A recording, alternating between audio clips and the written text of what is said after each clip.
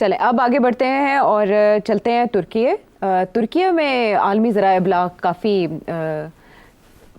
Stories publish कर रहे हैं। वहाँ के हालात ने एकदम टर्न लिया, यहाँ तक कि एक बीबीसी के रिपोर्टर को अरेस्ट कर लिया गया और डिपोर्ट कर दिया गया और बड़े पैमाने पर गिरफ्तारियाँ हुई हैं।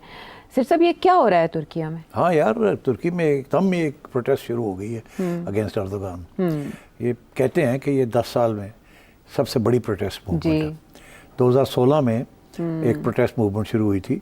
वो बड़े इंटरेस्टिंग थी। मुख्तसर उसका ये है कि फ़ौज के अंदर बगावत का, और ऐसे लगता था कि फ़ौज is going to take over, और टैंक शैंक्स सड़कों पे आ गए थे। मगर फिर अर्दोगान के जो सपोर्टर्स थे वो सड़कों पे आ गए, उन्होंने न्यूट्रलाइज कर दिया टैंक्स को, और वो कू जो था वो फेल हो गया। और उसके बाद अर्दोगान ने लंबी सफाई की फ़ौज के अंदर और साफ सूफ करके अपना पावर को कंसोलिडेट किया।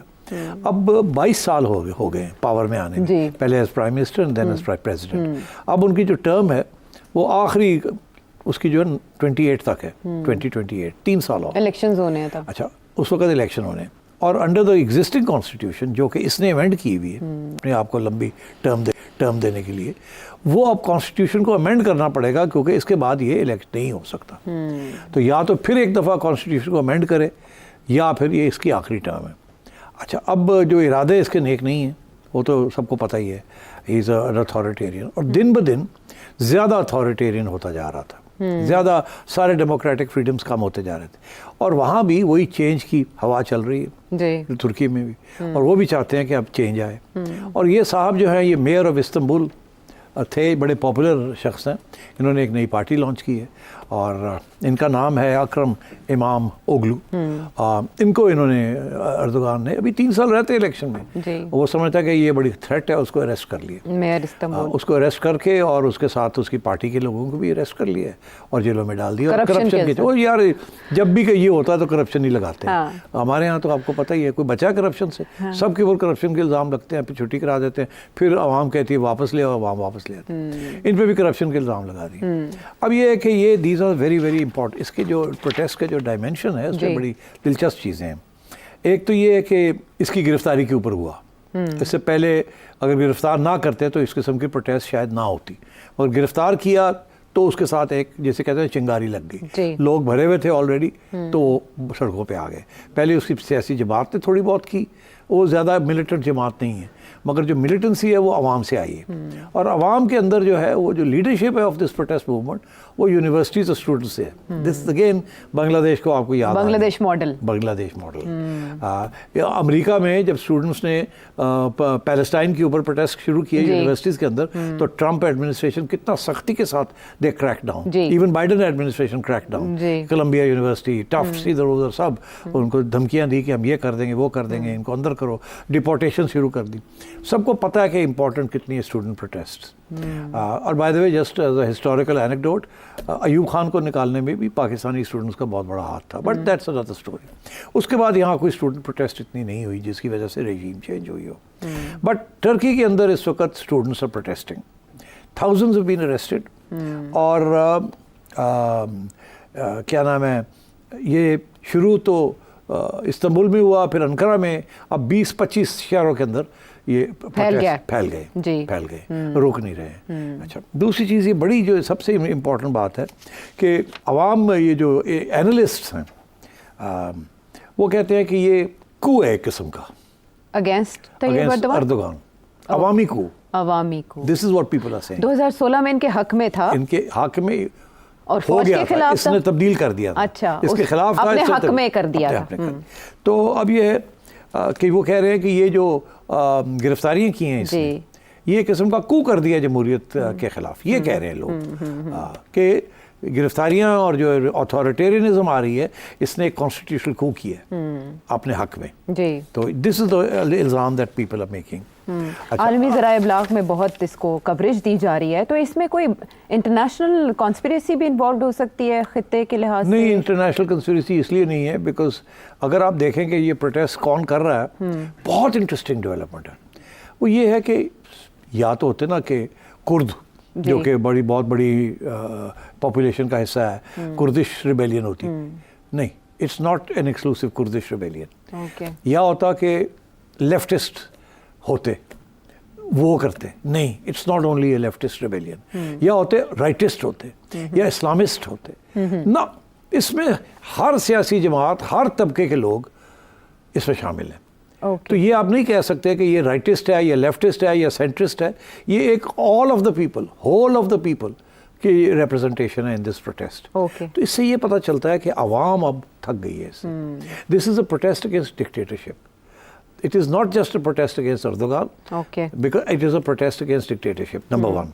Number two, ये इसकी वजह से जो एकदम हिट मिली है इकोनॉमी को, कि ये एकदम उनका जो करेंसी है वो गिरी है जी, लीरा टर्किश लीरा वो गिरा है, और स्टेट बैंक ऑफ टर्की ने 12 अरब डॉलर रातों रात उनके रिजर्व्स कम हो गए बिकॉज लीरा गिर गया, उनको खरीदना पड़ गया है डॉलर।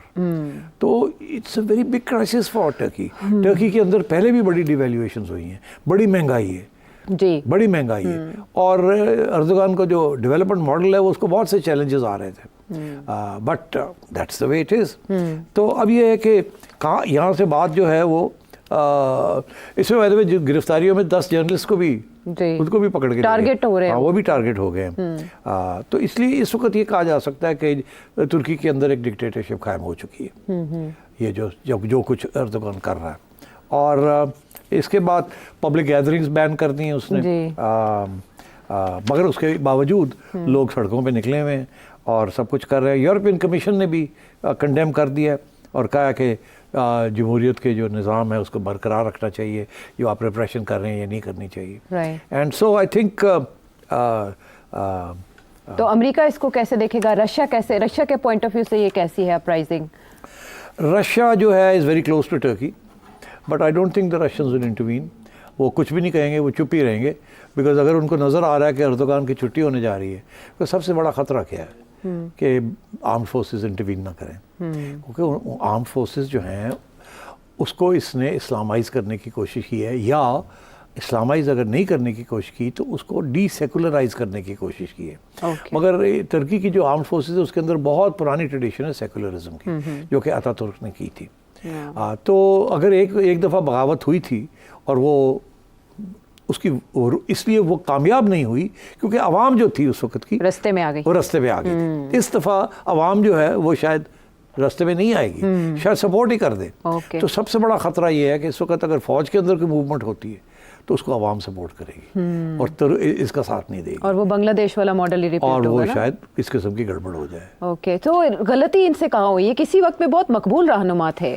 गलती कोई नहीं होती, जब आप जितनी देर आप ज़्यादा रहते हैं ना उतनी चांसेस के आपके ख़िलाफ़ जो नई जनरेशन आ रही हैं वो आपके ख़िलाफ़ होंगे। वही मैं आपसे बता रहा हूँ कि ये जो तब्दीली जब आती है ना उसके लिए ये ज़रूरी नहीं होता कि इकॉनमी गिर गई या इकॉनमी ठीक हो रही है, और वो फिर भी जब ये एक चिंगारी लगती है उसके अंदर बहुत से भी इश्यूज होते हैं। इस वक्त ये इशू ये है कि He's been there too long, 22 years, और अभी और वो उसके इरादे जो है नेक नहीं है, और दिन ब दिन वहाँ घुटन होती जा रही है, बिकॉज अपने आप को पावर में रखने के लिए he has to carry out more repression। तो जहाँ एक ट्रेडिशन हो डेमोक्रेसी की, कॉन्स्टिट्यूशनलिज्म की, वहाँ जब उसको ख़त्म करने की कोशिश करते हैं तो रेजिस्टेंस आती है, और वो किसी चीज़ के साथ भी शुरू हो सकती है, शुरू हो जाती है किसी चीज़ के साथ। यहाँ भी ऐसे हो सकता है, खान साहब जितनी मर्जी कोशिश करते रहे लोग नहीं निकलेंगे, कल को कोई ऐसी चिंगारी लगेगी सारे लोग बाहर आ जाएंगे, तो फिर क्या होगा? तो ये मैं हमेशा कहता हूँ कि इसको प्रेडिक्ट नहीं करना चाहिए। आपको याद है अरब स्प्रिंग कैसे शुरू हुआ? एक ट्यूनीशिया में एक रेडी वाला था, वो बड़ा मायूस था, उसने अपने आप को आग लगा दी और कहा कि बड़ी बुरे हालात है, बहाना बन गया ना आवाम के लिए। उन्होंने सोचा निकलो, और वो जब निकले तो जनाब एक से सारी जगह भी वो आग फैल गई। तो ये इससे वो चेयरमैन माओ कहते होते थे कि single spark can light a prairie fire. अब वो सिंगल स्पार्क जो है वो जब तक ना हो तो प्रेरी फायर लगती नहीं। प्रेरी से मुराद ये है कि जंगल में आग लगना। तो अब यहाँ इस वक्त सूरत हाल पाकिस्तान में भी कोई इतनी अच्छी नहीं है, मगर जितना मर्जी कोशिश करें खान साहब, लोग उनकी कॉल के ऊपर नहीं निकल रहे। मगर ये हो सकता है, ये ऐन मुमकिन है कि कोई और ऐसी चीज़ हो जाए जो आवाम की इमेजिनेशन को ग्रिप कर ले, कहीं कोई लोग खड़े होकर कुछ कर दें उसके, और वो स्टेट का जो रिस्पॉन्स आता है वो काफ़ी रिप्रेसिव हो और स्टेट कमज़ोर लगे तो और भी लोग खड़े हो जाए, और फिर जब खड़े होते हैं तो फिर रुकता कुछ नहीं, समुंदर बन जाता है वो। तो ये किस्म का डैम जो ब्रेक करता है। तो ये टर्की में इसी किस्म की चीज़ हुई है। इसमें से सर्वाइव करना will not be easy for Erdogan.